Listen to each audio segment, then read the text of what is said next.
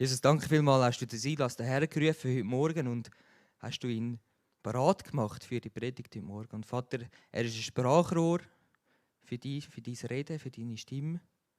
Und wir wollen dir Danke sagen, dass er seinen Dienst tut, dass er eingesetzt ist von dir und dass er zu uns reden darf. Danke vielmals, rüstest du ihn aus und schenkst ihm Frieden in dieser Zeit. Amen.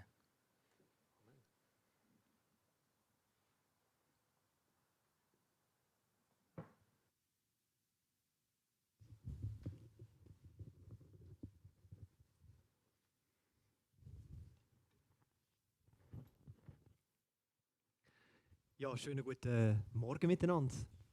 Ich freue mich, mit euch zusammen den 4. Adventsgottesdienst zu feiern. Ich habe mich mega gefreut, zu euch auf Embrach zu kommen. Wir möchten gerne miteinander eintauchen in einen ganz spannenden Text. Und wir möchten uns die Frage stellen, an was an Weihnachten eigentlich geht. Was ist eigentlich das wahre Weihnachtsgeschenk? Und ich lade euch ein, mit mir zusammen aufzuschlagen. Lukas 2, Vers 1.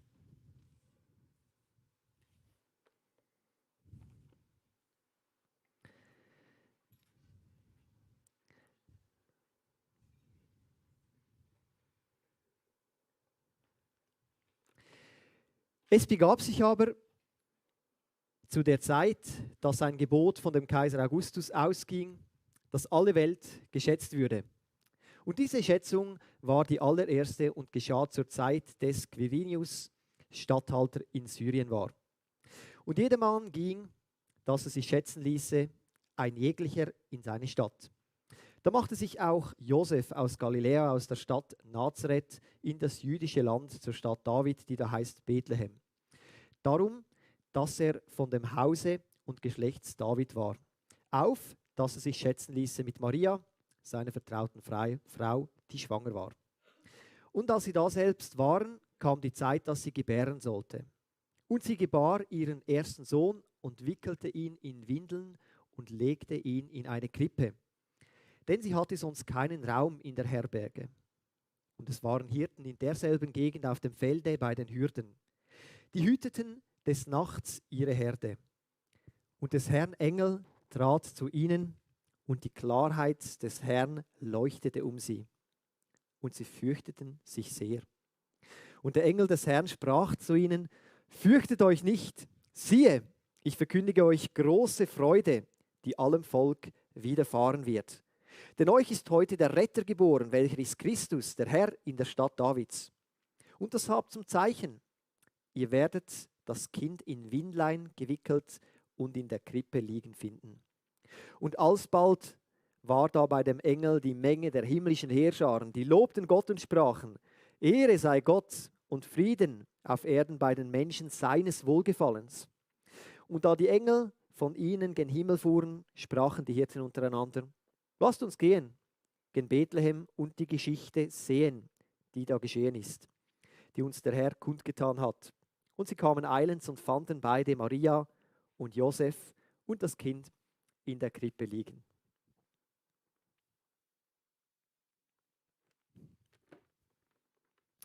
Ja, seit Jahrhunderten geben wir Menschen uns an Weihnachten Geschenke. Der Brauch ist schon ziemlich alt, nämlich schon 2000 Jahre alt und geht auf die Geschichte in der Bibel zurück, wo die Weisen aus dem Morgenland Jesus ebenfalls Geschenke bringen. Ja, mit den Geschenken ist es so, zum einen ist es einfach mal etwas mega Schönes. Ich meine, wer von uns kommt nicht gern Geschenke über? Zum anderen ist es aber auch eine schwierige Sache. Wahrscheinlich sind sich einige von euch noch am Fragen, du, ich habe noch keine Ahnung, was ich dem zu Weihnachten schenke. Ich persönlich, ich tue mich manchmal ein bisschen schwer. Ich habe 2 Göttikinder und ich weiss echt nicht, was ich denen schenken soll. Und da ich dann manchmal so ein bisschen verzweifelt bin, rufe ich dann ganz schüch den Eltern an und frage, du, weißt du vielleicht, was sich der Götti-Buben, das Göttli-Mädchen zu Weihnachten wünschen? Und sie sagen dann immer ganz grossherzig, weisst du musst ihnen nichts kaufen, schenk ihnen doch einen Ausflug mit dir. Ich denke, super Idee, oder? Und nachher gehe ich ein Götti-Mädchen besuchen und sie kommt freudig auf mich zuzurennen und fragt, was hast du mir für ein Geschenk? Und ich sage so, mich? Naja, das wird nicht wirklich funktionieren. Aber es ist nicht nur das Geschenk selber aussuchen das Problem, sondern vielfach auch kommt man ein Geschenk über. Und eigentlich ist es nicht das, was man eigentlich hätte wollen, so, oder? Vielleicht ist das euch auch schon so ergangen. Du kommst ein wunderbares, eingepacktes Geschenk über, wie ich es da vorne habe, und du zerspringst vor Freude und du öffnest es und dann, oh. Und du musst es am Gesicht verhindern, dass die Person merkt, dass du völlig schockiert bist und eigentlich traurig bist und du sagst einfach vielen Dank und dann kommt irgendetwas Komisches raus. Stellt euch mal vor, ihr seid mit dem Partner noch vor ein paar Monaten im Juwelier gewesen. Und ihr habt so ganz diskret versucht, darauf hinzuweisen, dass die Kette schon sehr schön ist. Und dann, 2 Monate später, überreicht er euch ein Geschenk. Und ihr merkt ganz schnell, das hat ungefähr die Größe. Und wenn es hebt, es hat auch ungefähr das Gewicht. Und in dem Moment öffnet ihr es voller Freude und es ist ein Nagelscherli. Wie wir davon nicht schon genug hätten. Oder umgekehrt, du wünschst von deiner Partnerin nichts mehr als die 360-Grad-Kamera. Und dann das Geschenk wird überreicht und du merkst, das ist es. Die Größe, das Gewicht, du machst noch so, ja genau, so schüttelt das. Und du öffnest und es ist ein Ohren-Nasen-Haartrimmer. Wenn du nicht schon genug Mühe hast mit diesen Sachen, die im Alter anfangen rauswachsen.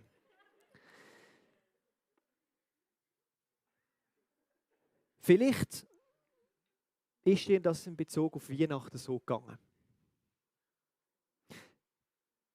Dass du nicht das bekommen hast, was du gewünscht hast. Aber vielleicht ist es auch bei dir in Bezug auf das letzte Jahr so gegangen, dass du nicht das bekommen hast, was du dir gewünscht hast. Vielleicht hast du gedacht, ich möchte in diesem Jahr 2021, das wird mein Jahr beruflich durchstarten. Und wenn du zurückschaust, merkst du bist eigentlich immer noch am gleichen Ort. Vielleicht hast du dir in diesem Jahr gewünscht, endlich eine Beziehung zu haben. Und jetzt gehst du wieder über Weihnachten als Single. Vielleicht hast du dir gesagt, hey, in dieser Beziehung, die ich habe, wünsche ich mir in diesem Jahr Frieden. Und du merkst, wenn du zurückschaust, es ist wieder mehr Geschirr zerbrochen, als du eigentlich hast wollen. Vielleicht hast du aber auch im vergangenen Jahr eine Person verloren, die dir ganz wichtig war. Und du gehst in dieser Festtag durch eine Zeit durch, wo du unglaublich einsam bist und wo dein Herz unglaublich schmerzt.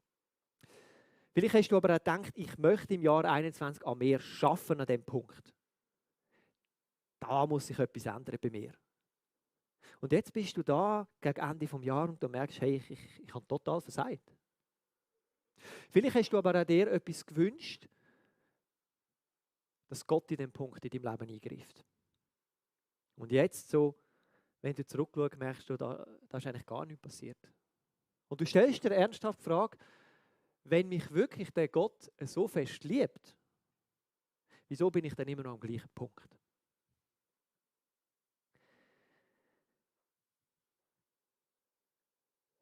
In unserer Weihnachtsgeschichte ist es gar nicht so viel anders. Maria und Josef sind frisch verlobt gewesen. Und ich denke, die haben ihre Lebensplanung gehabt. Das allererste Mal machen wir ein wunderschönes Hochzeitsfest. Und dann kommen alle und dann feiern wir das feiern. Die Juden, die haben 7 Tage lang gefeiert damals. Da kann man sich vorstellen, das war eine riesige Party. Und dann gehen wir in das schöne, frisch gebaute Haus von Josef. Im Josef seine Paradedisziplin, er war Zimmermann. Und dann gibt es einmal Kind. Und dann werden wir ein schönes Leben haben als Eltern von diesen Kindern. Doch es ist ganz anders gekommen. Zuallererst wird Maria schwanger. Nicht vom Josef. Ganz schwierig zwischen den beiden am Anfang. Dann, der damaligen Kultur, uneheliches Kind ist eine riesengroße Schande. Und du kannst ja nicht den Verwandten sagen, ja, es ist vom Heiligen Geist, oder? Und man muss sich vorstellen, dass in der Verwandtschaft, in der Nachbarschaft sind die zwei total ausgestoßen worden. Und dann denkst du, okay, ich bin geächtet, ich bin ausgestoßen, es läuft überhaupt nicht, wie ich will, aber wenigstens möchte ich jetzt einen sicheren Ort, um einfach die letzten Monate von der Schwangerschaft noch können in Ruhe haben. Und genau dann kommt der Kaiser Augustus und macht eine Volkszählung. Und die hochschwangere Maria muss von Nazareth 120 Kilometer nach Bethlehem durch ein hügeliges Gebiet. Und wo sie wahrscheinlich todkaputt dort sind und schon die ersten Wehen losgehen, suchen sie sich in Eiltempo irgendwo einen Unterschlupf und in dem Moment heisst es, sorry, wir haben nichts für euch. Und in dem Moment bleibt ihnen nur noch ein dreckiger Stall. Und eigentlich wäre in dem Moment eine Hebamme in dieser Kultur dran, die die Geburtshilfe macht. Aber es gibt keine Hebamme. Das heisst, der Josef muss selber helfen, unter den prekärsten hygienischen Bedingungen. Ich kann mir vorstellen, dass Maria und Josef in dem Moment auch gedacht haben, was soll das? Wieso, wenn das doch von dir ist, Gott, ist das Ganze so unglaublich schwierig? Das ist eine riesengroße Krisensituation. Eigentlich ist die Weihnachtsgeschichte ein riesengroßes Desaster. Für ein Ehepaar, das sich das Leben eigentlich ganz anders vorgestellt hätte.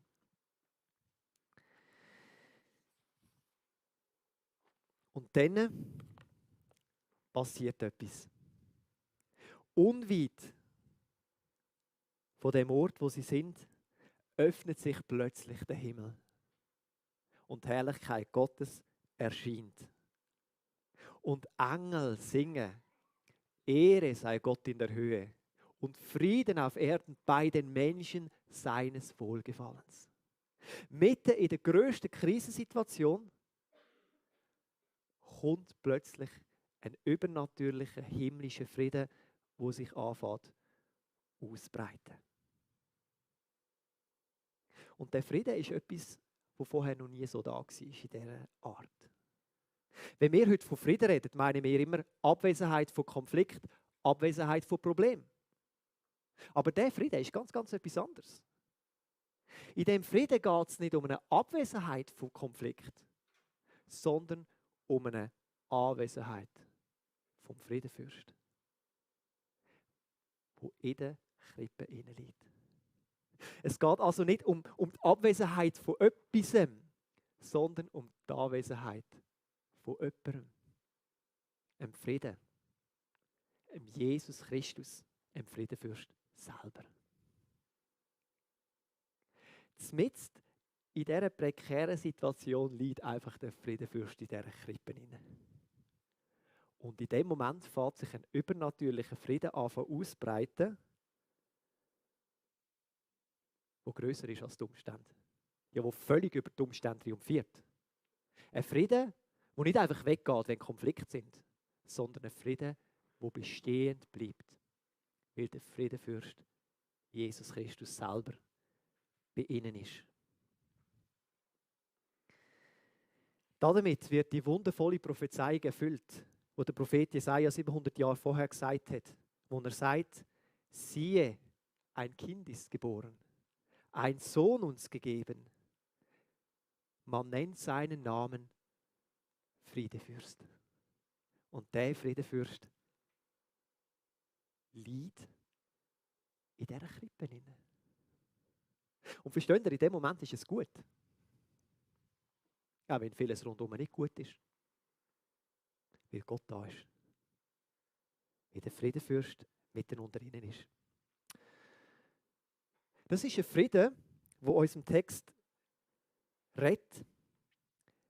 Friede bei den Menschen, wo wir alle heute erleben können. Und stell dir das jetzt einfach einmal vor. Du hast im Moment eine ziemlich herausfordernde Situation im Geschäft oder du bist überhaupt nicht dort, wo du möchtest sein, aber du liegst am Heiligabend gemütlich auf dem Schaukelstuhl und sagst, es ist gut so. Oder du bist in einer Beziehungskrise und es geht drunter und drüber, aber innerlich hast du eine tiefe Ruhe. und du bist völlig souverän in dieser Situation. Oder aber du bist sonst in einer schwierigen Situation, vielleicht hast du dir das ganz anders gewünscht. Du hast vielleicht Schmerzen, du hast jeden Tag mit dieser Krankheit zu kämpfen und gleichzeitig bist du innerlich einfach zufrieden. Ich meine, wenn wir so einen Frieden haben könnten, also ich würde mir das von ganzem Herzen wünschen. Und ich denke, wenn man so von dem hört, wahrscheinlich ihr auch.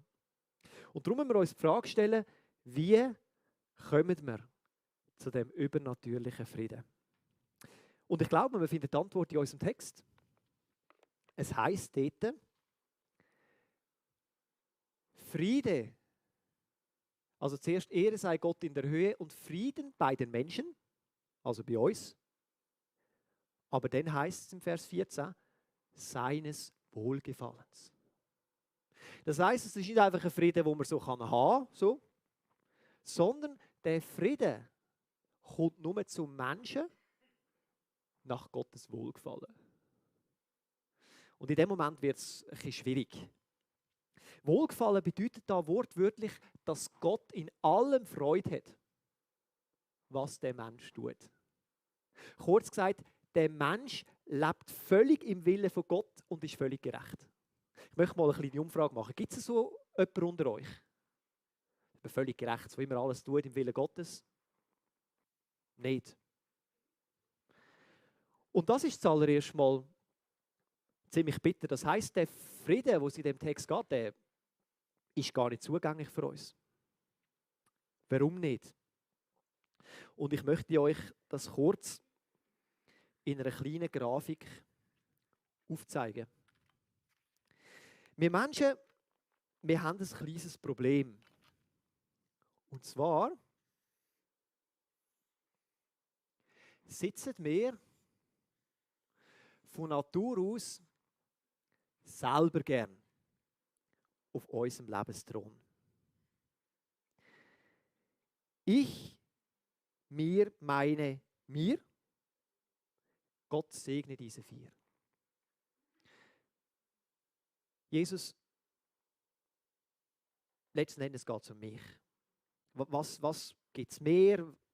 Was schaut für mich dabei raus? Wir hocken von Natur aus gern selber auf dem Lebensthron.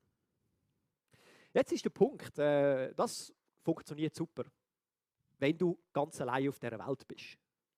Ja, dann hast du eine friedliche Zeit, weil du hast dort ein kleines Reich. Das Problem ist jetzt aber, da gibt es noch andere Menschen. Und verstehen die anderen Menschen, die haben ebenfalls ihren Lebensthron. Die haben ebenfalls ihren kleinen Herrschaftsanspruch. Ich meine, wenn wir uns jetzt vorstellen, dass jeder so sein eigenes kleines Reich hätte, das er verwalten könnte, dann würde es vielleicht noch knapp ein Weile gut kommen. Aber das Problem ist, jetzt haben die Menschen miteinander zu tun. Stellt euch mal vor, die Menschen, die einen kleinen Herrschaftsanspruch auf sich selber und ihr Leben haben, arbeiten plötzlich in einem Team zusammen. Also mindestens, spätestens dann wird es ein bisschen schwierig. Wenn jeder sagt, ja, aber es geht um mich, und dann sagt, nein, es geht um mich, dann um wer geht es denn? Irgendeiner muss dann ab und zu ein bisschen vom Thron runterkommen, sonst kann man ja nicht miteinander arbeiten. Aber nicht nur das Zusammenarbeiten, sondern sie leben miteinander auf engstem Raum in einer Familie. Ich meine, Konflikt vorprogrammiert. Ja, nicht nur das. Zwei, die auf ihrem Thronli sitzen, gehen sogar miteinander eine Beziehung ein. Ich meine, klar ist es dann aber so, okay, jetzt tue ich mal dir nachgehen, aber nachher musst dann du wieder mehr. Aber mit anderen Worten, Konflikte sind vorprogrammiert. Wie wir Menschen so beschaffen sind, kann es keinen Frieden auf dieser Welt geben. Versteht ihr, das zieht sich nachher durch bei den Staaten. Amerika sagt America first, China sagt ja China first. Ja, wer ist jetzt zuerst? Und dann kommt noch Russland. Nein, Russland first. Das funktioniert nicht. Und genau wie das Konflikt in dieser Welt auslöst, löst das Konflikt untereinander aus.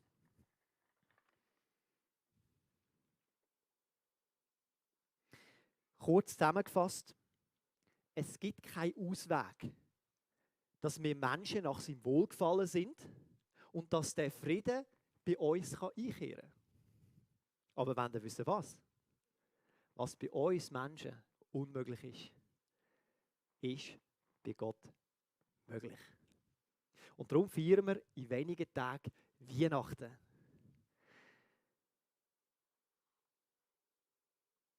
Jesus Christus, Gottes Sohn, hat sich, weil er genau diesen Unfrieden auf dieser Welt sieht, entschieden, selber auf die Welt zu uns Menschen zu kommen.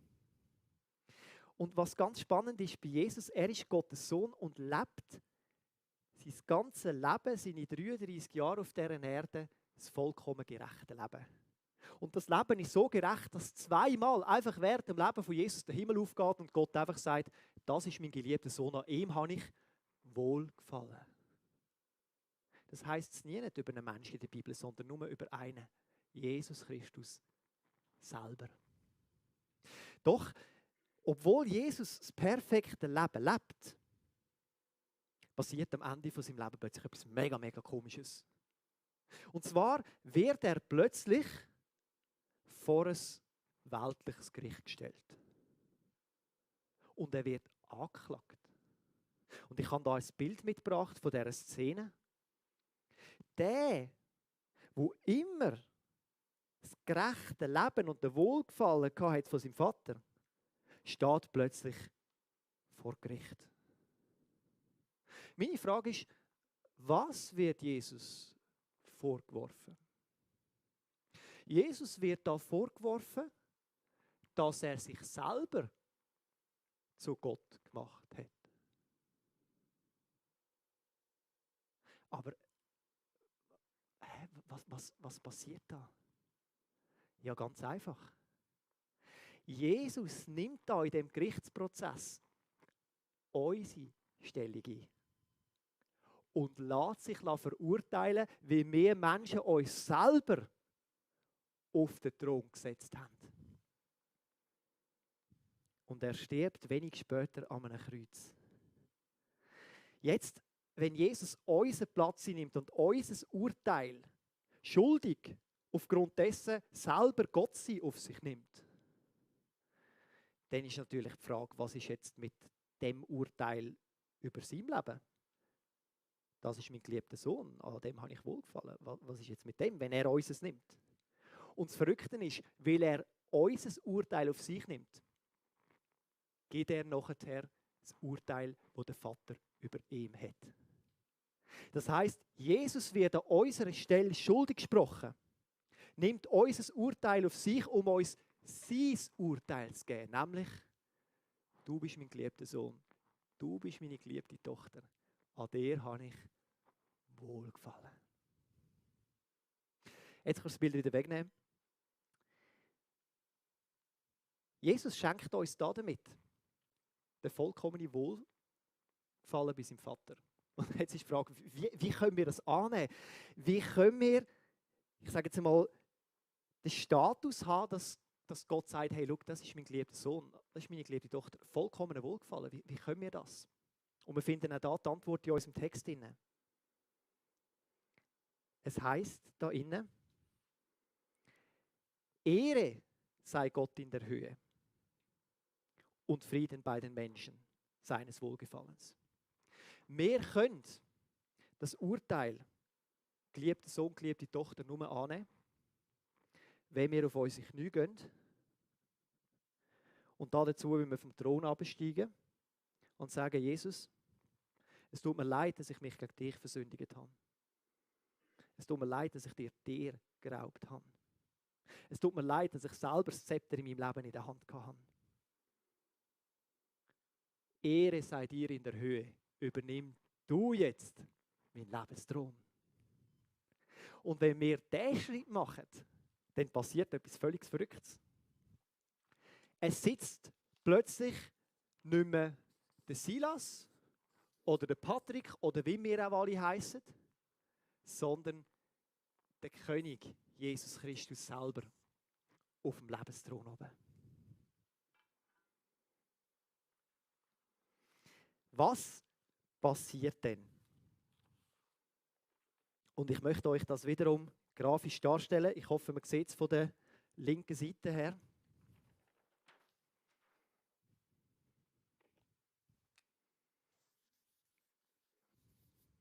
An Weihnachten ist Jesus Christus zu uns Menschen gekommen.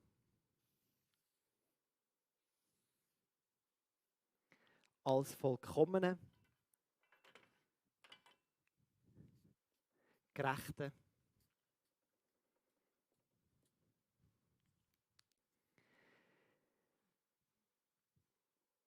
Gott bei uns.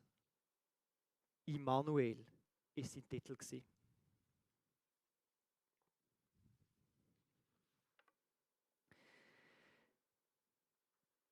Jetzt gibt es aber in unserem Text etwas, das noch grösser ist. Ich meine, man denkt sich so, wow, der Herrscher vom Universum kommt so uns an Weihnachten auf die Welt, das sprengt doch jeglichen Verstand, oder? Grösser geht nicht mehr. Aber es gibt etwas in unserem Text, das noch grösser ist. Und ich habe den Text wirklich vielmal gelesen und mir ist ein kleines Detail aufgefallen in dem Text. In dem kurzen Text kommt 3-mal das Wort Krippe vor. Und man denkt sich in dem Moment, okay, es wird nicht vieles erwähnt, aber 3-mal, dass er in einer Futterkrippe liegt. Und der Engel sagt sogar, der Hirte auf dem Feld, ihr werdet ihn erkennen aufgrund dessen, dass er in einer Futterkrippe liegt. Das ist das Zeichen für den Messias. Was hat es mit dieser Futterkrippe auf sich? Und mir ist in dem Moment bewusst worden, ich meine, du leihst ein neugeborenes Kind nicht in einen Futtertrog hinein. Ein Futtertrog ist unhygienisch. Ich denke, Maria hat wahrscheinlich, oder der Josef, der sicher noch ein bisschen putzt und wahrscheinlich noch mit frischem Stroh, wenn es dann haben, ein bisschen auspolstert. Aber der König vom ganzen Universum liegt nachher in dem Futtertrog hinein. Und ist die Krippe nicht ein Bild für uns selber? Genau wie die Krippe unhygienisch war und sehr wahrscheinlich gereinigt worden ist und Jesus reingelegt worden ist, so möchte Jesus Christus nicht nur in dieser Krippe innen liegen, sondern er möchte in uns innen liegen. Gott kommt nicht nur zu uns, sondern er kommt in uns. Und verstehen Sie, jetzt ist der Verstand gesprengt. Der König vom Universum kommt nicht nur zu uns und liegt in einer Krippe hinein, sondern er möchte von jetzt an in einem Mensch wohnen. Und das heißt so wundervoll in dem Weihnachtslied: Ich stehe an deiner Krippe hier, so lass mich doch dein Kripplein sein. Komm und lege bei mir ein. Mit anderen Worten, es geht da nicht einfach darum, dass Gott zu uns kommt, sondern es geht darum, dass Gott in uns kommt.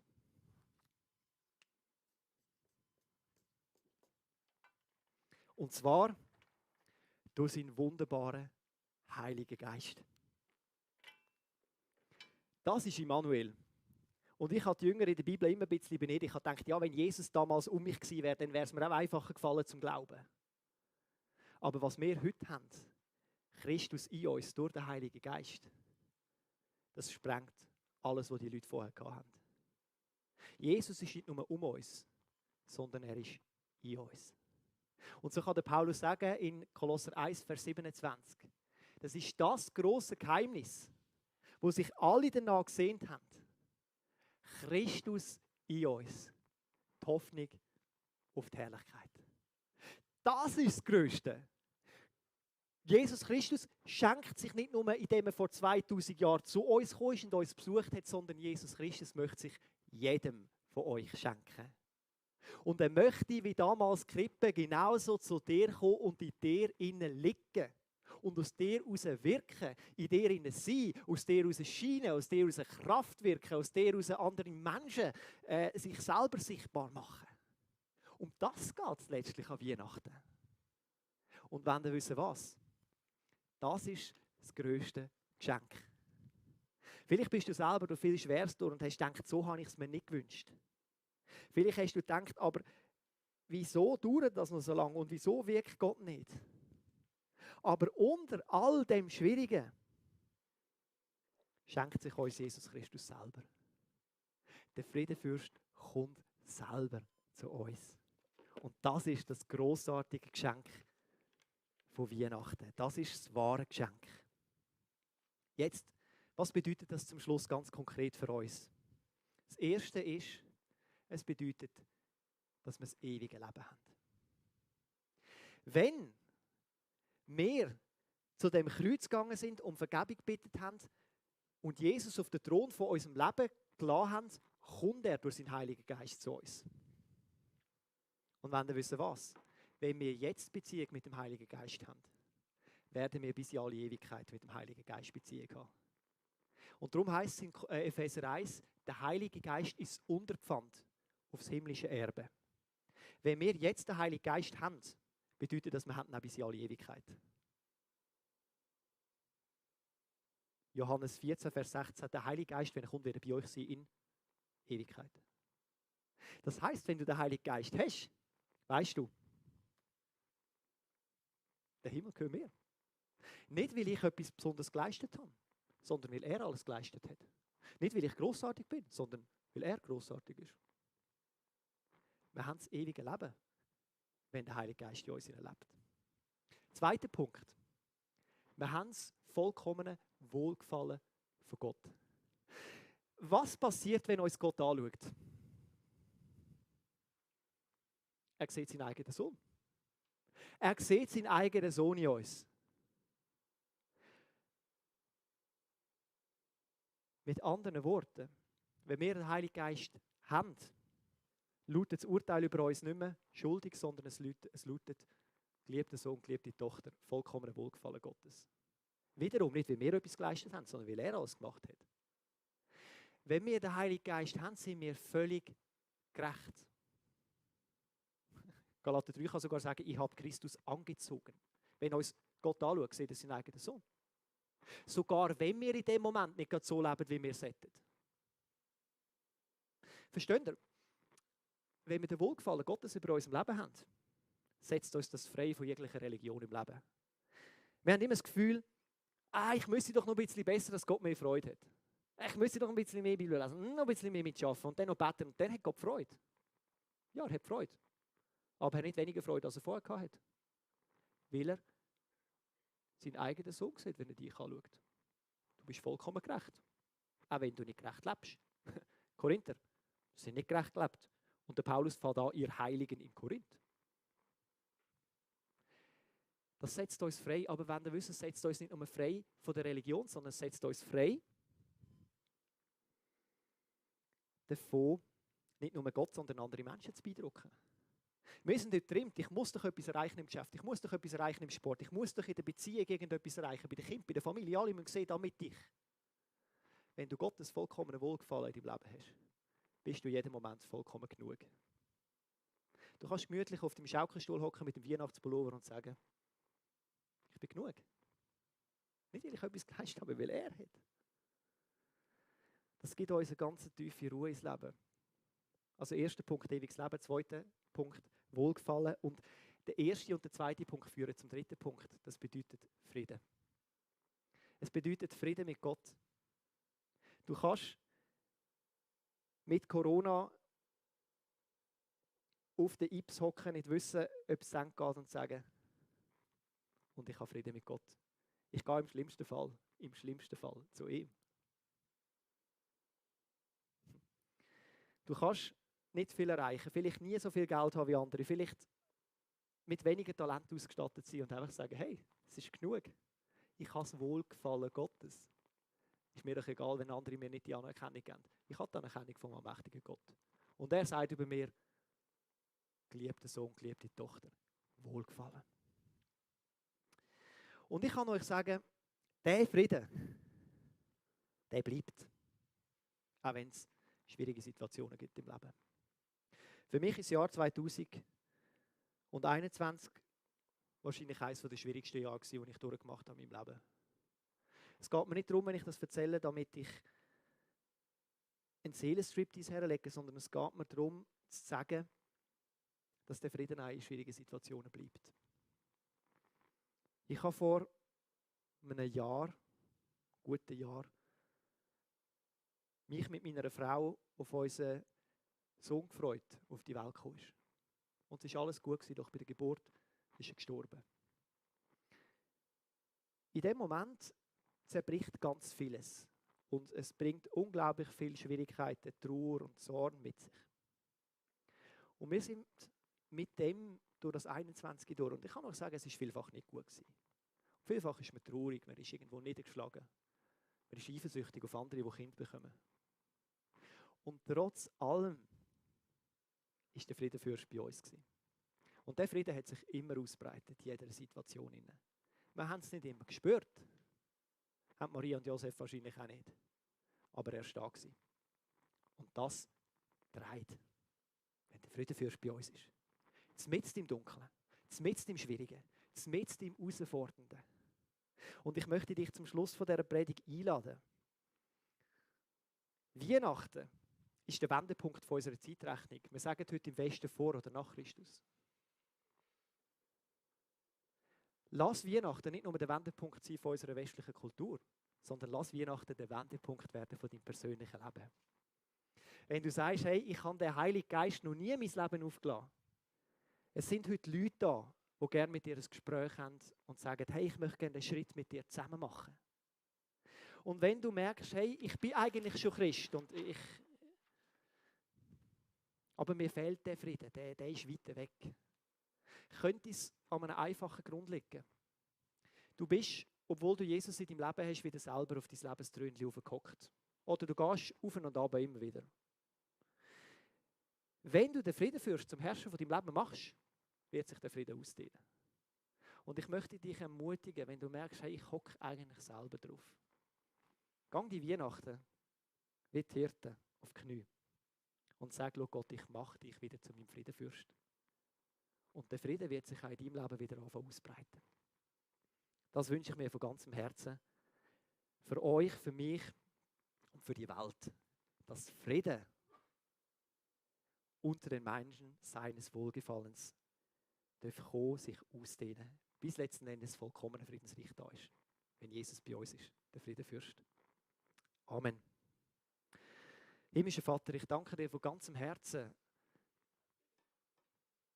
dass du nicht im Himmel oben geblieben bist, sondern dass du zu uns auf die Erde gekommen bist.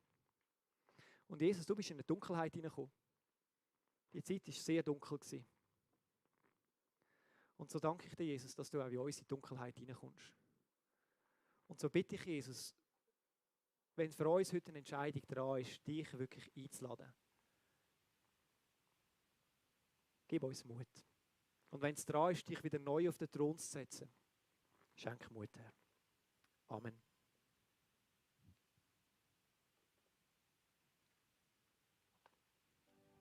Won't you hold on to love? Won't you believe in its power to heal what is broken? No, love is built like Rome, but you can tear it down with just a blow. So